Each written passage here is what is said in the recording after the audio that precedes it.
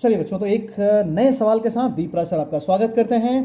प्रकीर्ण प्रसंग्रह 5 में संभाव्यता वाला पाठ दीपराज सर आपको पढ़ा रहे हैं। बीजगणित का ये बहुत ही प्यारा पाठ है।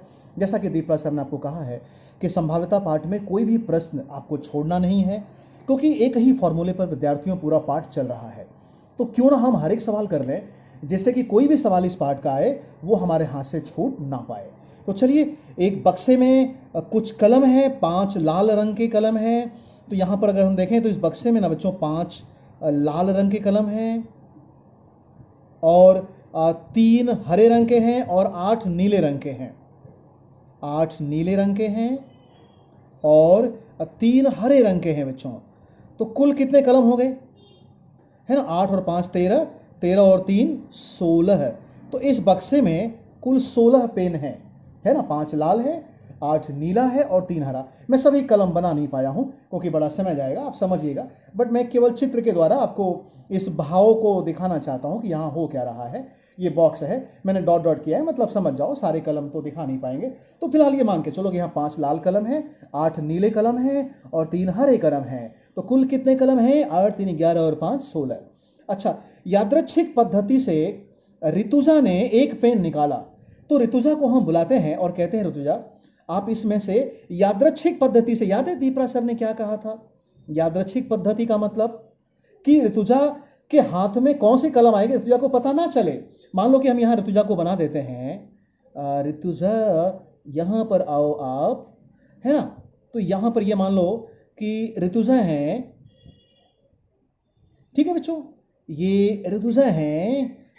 हमारी डायग्राम पे हंसना मत ओके, तो ये ऋतुजा हैं। ऋतुजा को कहा गया कि भाई एक कलम इसमें से निकालो, लेकिन आप ना देखो मत आपके हाथ में कौन सी कलम आ रही है। ऋतुजा कहेंगे नहीं सर मैं देखूंगी। तो हम कहेंगे ऋतुजा तुम्हारी आंख पर हम पट्टी बांध देंगे। अब ऋतुजा कहेंगे सर हमको कुछ दिखाई नहीं पड़ रहा है। ओके, ऋतुजा को कहेंगे ऋतुजा अपना हाथ लाइए और ये आपका जो हाथ है इस बॉक्स में डालिए और इस बॉक्स में से तुम्हारे हाथ में जो भी कलम आए वो कलम आप निकाल लीजिए। इतने बड़े हाथ कानून के ही होते हैं, बट मान लीजिएगा बच्चों। तो देखो यहाँ पर क्या करना है, ऋतुजा को एक कलम निकालना है। तो ऋतुजा की आंख पे पट्टी है, अर्थात ऋतुजा को ये नहीं पता चलेगा कि ऋतुजा के हाथ में कौन सी कलम आ रही है। अरे भाई तभी तो बच्चों संभावना की बात उठेगी ना। संभावना की बात तभी उठती है जब पता ना चले कि मेरे हाथ में क्या रहा है। कह रहे हैं कि नीला पेन होने की संभाव्यता ज्ञात करो। तो क्या संभाव्यता है कि ऋतुजा के हाथ में नीले रंग की कलम आएगी? तो चलिए बच्चों हल करते हैं यहाँ पर। अच्छा, जैसा कि आपको दीपरा सर पढ़ा चुके हैं, मैंने कहा था जब भी चयन करना हो तो विद्यार्थियों यहाँ पर भी हमें क्या करना है, चयन करना है। और दीपरा सर आपको ये कितनी बार कह चुके हैं बच्चों कि जब भी आपको चयन करना हो तो कितनी वस्तुएं हैं, कुल 16। और आप देखोगे कि आपको एक ही वस्तु का चयन करना होगा। मैंने कहा था 2 वस्तु का चयन हमारे सिलेबस में नहीं है।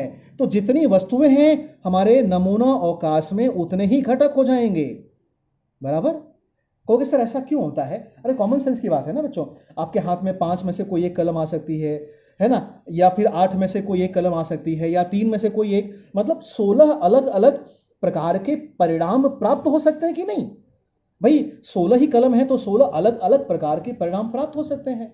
और जो अलग अलग प्रकार के परिणाम होते हैं, सभी परिणाम के समुच्चय को ही कहते हैं नमूना अवकाश। कितने घटक हो गए? 16। अच्छा, हमारी घटना क्या है बच्चों? यहाँ पर ऋतुजा को नीला पेन मिले, इसकी संभाव्यता क्या होगी? तो घटना है हमारा नीला पेन मिलने की घटना। तो ऋतुजा को नीला पेन मिला। तो बताइए बच्चों इसमें नीले कलम कितने हैं?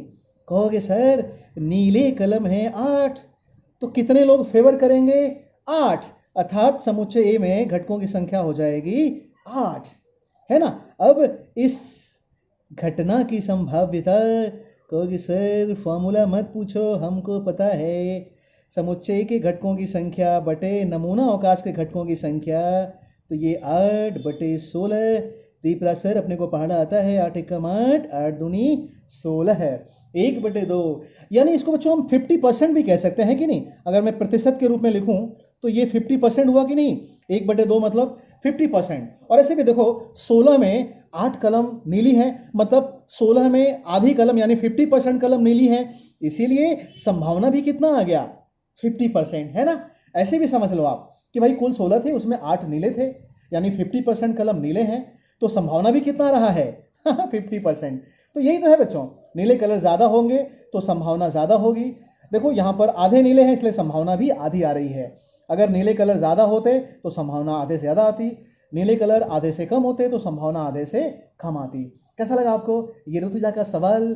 ठीक है, दीप राशि डायग्राम इसलिए बना रहे हैं कि इस डायग्राम के बहाने आपको चीज़ें याद रहें। ठीक है विद्यार्थियों, फिर से दीप राशि क्या कहते हैं, चयन। बच्चों बार बार बात कर रहे हैं, कभी आपको टिकट का चयन करना पड़ रहा है, कभी कप्तान का चयन करना पड़ रहा है, कभी ताश के पत्तों में से एक पत्ते का चयन करना पड़ रहा है। तो दीपराज सर बार बार कह रहे हैं कि जितनी वस्तुओं आपके पास उपलब्ध हो चयन करने के लिए, वही नमूना अवकाश के घटकों की संख्या हो जाएगी। ओके, बढ़िया लगा। चलिए फटाफट एक क्वेश्चन और कर लेते हैं। तो बच्चों 8वें प्रश्न पर आपको दीपराज सर लाए हैं, ये भी वही है, प्रकीर्ण प्रश्न संग्रह 5 का सवाल है। प्रकीर्ण प्रश्न संग्रह 5। मेरा नाम क्या है? मेरा नाम है दीपराज सर, हम गणित पढ़ाते हैं। ओके, चलिए। तो किसी बक्से में 30 टिकट हैं, प्रत्येक टिकट पर 1 से 30 में से एक संख्या लिखी गई है। ये एक बक्सा है। कौन सर कैसा बक्सा बनाए हो, टेढ़ा कर दिए हो? कोई बात नहीं, इस पर टिकटों पर हमने बिना क्रम का नंबर लिखा हुआ है ना, 1 से लेकर के कुल 30 तक है। कहोगे सर बाकी कहाँ गए? भाई मान लो सब दिखाए नहीं है, सिंबॉलिक है ना, कुछ दिखाए हैं, बाकी मान लो। अच्छा, इनमें से कोई एक टिकट यादृच्छिक, मतलब फिर से आंख पे पट्टी बांध के निकालना है। निम्नलिखित घटनाओं की संभाव्यता ज्ञात करो। टिकट पर विषम संख्या मिलना चाहिए और टिकट पर पूर्ण संख्या मिलनी चाहिए। तो चलिए बच्चों, कहोगे दीपरा सर ये हम कर सकते हैं, आप मत पढ़ाओ। फिर से विद्यार्थियों, क्या हो रहा है? अरे क्या हो रहा है? फिर से यहाँ क्या करना पड़ रहा है? चयन। कितनी वस्तुएं हैं? 30। तो दीपराज सर ने कहा है कि नमूना अवकाश के घटकों की संख्या कितनी हो जाएगी? 30। ठीक है। अच्छा, इसमें देखो टिकटों पर बच्चों नंबर क्रम से, मान लो अगर मैंने लिखा 1 2 3 4 5, सिंचन के जैसा मत बोलो सर। तो कुल कितने हो जाएंगे? आखिरी में हो जाएगा 30। सबको दिखाने की आवश्यकता नहीं है, मैंने कुछ दिखाए हैं कुछ नहीं दिखाए हैं। ठीक है, तो ये डॉट डॉट मतलब टिम टिम मतलब बारिश नहीं हो रही है, बल्कि इसी प्रकार से आगे नंबर जाएंगे, ऐसा मान के चलते हैं अलजेब्रा में, है ना। अगर 1 से लेकर 1000 तक हो तो क्या सबको दिखाओगे? पागल हो जाओगे, 2 घंटे में वही लिखोगे, पेपर नहीं लिखोगे। तो इस प्रकार से ऐसा लिखा जाता है, समझदारी भरा कदम है, आप भी उठाइए। ओके, तो नमूना अवकाश में कुल कितने घटक हो गए? 30, है ना बच्चों। देखो आपके हाथ में, अब भाई कौन निकाल रहा है? आप निकाल रहे हो टिकट। आप यहाँ पहले खड़े तो हो जाओ, आप यहाँ पर आ तो जाओ। मान लो ये आप हो, चलो भाई आप थोड़ा हैंडसम हो, इसलिए आपको थोड़ा हम हैंडसम बना देते हैं। ठीक है, तो ये बच्चों आप हैं और आप यहाँ पर अपना बड़ा वाला हाथ डाल के एक टिकट निकाल रहे हैं, लेकिन आपको ये नहीं पता कि आप कौन सा टिकट आपके हाथ में आएगा। क्यों? क्योंकि आपके आंख पे क्या बंधी है? पट्टी बंधी है। आपको ये नहीं पता चलेगा आपके हाथ में क्या आ रहा है। भाई तभी तो होगा ना बच्चों, क्योंकि आप देखे ही होगे तो बार बार वही टिकट निकालोगे, जानबूझ के मस्ती करोगे, बदमाशी करोगे। ओके, तो हम आपकी पट्टी बांधने कहेंगे अब बताओ, कहोगे सर पता नहीं क्या आएगा। यहाँ तो चांस वाली बात हो गई, कुछ भी आने का चांस है। तो क्या क्या आने का चांस है आपके हाथ में? 1 आ सकता है, 2 आ सकता है, 3 आ सकता है, 4 5 या फिर 30 तक में कोई एक घटक आ सकता है। ये हो गया हमारा नमूना अवकाश। चलिए बच्चों, पहली घटना क्या है? टिकट पर विषम संख्या मिलनी चाहिए। तो यहां पर मैंने लिखा विषम संख्या मिलने की घटना।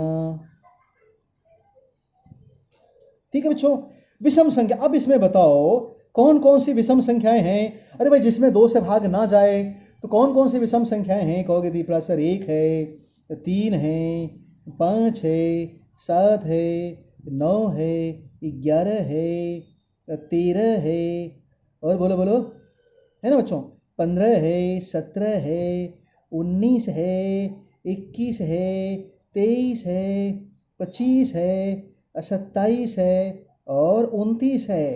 है ना। तो कुल काउंट करेंगे बच्चों तो देखते हैं कुल कितने हो जाएंगे। 1 2 3 4 5 6 7 8 9 10 11 12 13 14 15 है। अरे भाई ऐसे भी 15 ही आता, बताओ क्यों। अरे 30 संख्याएं हैं तो 15 सम होंगे, 15 विषम होंगे कि नहीं। हाँ 100 संख्याएं हैं तो 50 सम होंगी, 50 विषम होंगी। 50 संख्याएं हैं तो 25 सम 25 विषम, ये पता होना चाहिए। ओके संभावना। Deepraj sir you don't tell us, we know the formula, it is n A divided by n S. Oh I know बाबा। मन डालते हैं विद्यार्थियों, 15/30। Deepraj sir I can cut. Okay you can cut, चलो कट करो। 15 एकम 15, 15 दूनी 30, 1/2। बढ़िया लगा। ओके तो ये संभाव्यता हो गई 1/2। क्या हम इसको 50% कह सकते हैं? बिल्कुल। देखो बच्चों यहाँ भी कुल 30 में उसमें आधे यानी 15 विषम है, इसलिए संभावना भी आधी आ गई यानी 50%। क्योंकि भाई 50% विषम है तो संभावना भी कितनी आ गई? 50%। बढ़िया। अच्छा एक घटना और है बच्चों, टिकट पर पूर्ण वर्ग संख्या मिलना चाहिए। तो चलिए आगे बढ़ते हैं। घटना बी,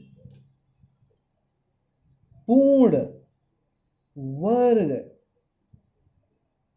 संख्या मिलने की घटना। अच्छा पूर्ण वर्ग संख्या क्या होती है विद्यार्थियों? कि जिसका वर्गमूल निकल सके। जैसे 1 का वर्गमूल 1 होता है 4, 9, 16 और 25, है ना। इन्हें कहते हैं पूर्ण वर्ग संख्याएं। क्यों? क्योंकि 1 का वर्गमूल 1, 4 का वर्गमूल 2, 9 का वर्गमूल 3, 16 का वर्गमूल 4 और 25 का वर्गमूल 5। तो काउंट करो कुल कितने हैं? कितने हैं? 1 2 3 4 5। क्या बात है। ओके तो बच्चों इसकी संभाव्यता Deepraj sir you don't tell us, समुच्चय बी के घटकों की संख्या बटे समुच्चय एस के घटकों की संख्या 5/30। 5 का पहाड़ा भाई, 5 एकम 5 और छक्का मार दो, 5 छक्का 30, है ना बच्चों। तो विषम संख्या मिलने की घटना की संभाव्यता 50% था, ये 1/6 है यानी ये 50% से कम है। क्यों? क्योंकि पूर्ण वर्ग संख्याएं 15 से कम है ना बच्चों। तो चलो वीडियो को थोड़ा कम जूम करता हूँ जिससे कि पूरा आपको दिखाई पड़े ज़्यादा ही, है ना बच्चों। तो एक बार में आपको पूरा दिखाई पड़ जाए। ठीक है तो ये बॉक्स वाला सवाल था विद्यार्थियों। 30 टिकट थे तो नमूना अवकाश में 30 घटक हो जाएंगे। पहला था विषम। विषम वो होते हैं जो 2 के पहाड़े में ना आए, है ना। एक पहली संख्या 1 है उसमें 2 जोड़ते जाना। अच्छा अगला क्या था विद्यार्थियों? अब पूर्ण वर्ग संख्या। तो पूर्ण वर्ग संख्याएं वो होती हैं जिनका वर्गमूल संभव हो। जैसे कि 1 4 9 16। कहोगे सर 25 के बाद 36 नहीं लिखे, क्यों नहीं लिखे? अरे विद्यार्थियों हमारे समुच्चय में नमूना अवकाश में केवल 30 तक ही है, तो आगे कैसे जाएंगे हम, है ना। ओके तो विद्यार्थियों आशा करते हैं कि ये सवाल आपको अंडरस्टैंड हो गया होगा। ओके कैसा लगा सवाल? मीठे मीठे सवाल हैं बच्चों, है ना। बहुत ही आसान से सवाल हैं सारे।